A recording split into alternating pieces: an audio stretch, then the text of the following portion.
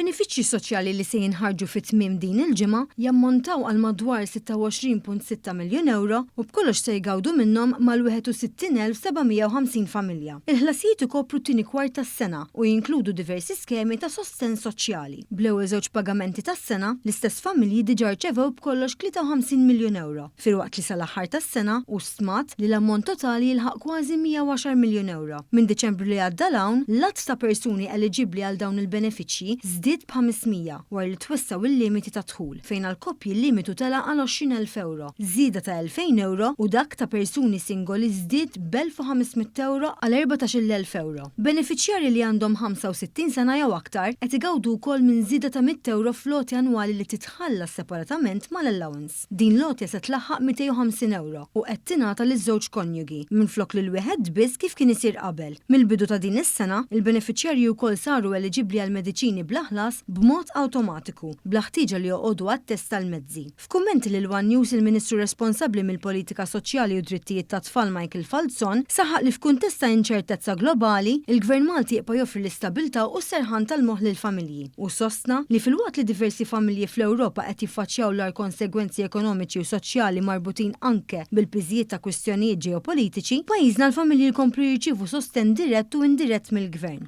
Għal darbohra nżommu kelbna ma' n-nies xi ħaġa li hija sinonima ma' din l-amministrazzjoni tielet xahar tas-sena komplejna wettqu l-miżuri tal-budget u miktar minn kollox nibqgħu dejjem inkunu hemm bruħ soċjali qawwija għal dawk li għandhom bżonn dik id-daqqatit. Dik hija li jażel din l-amministrazzjoni, dak huwa li jażel il-Gvern Laburista.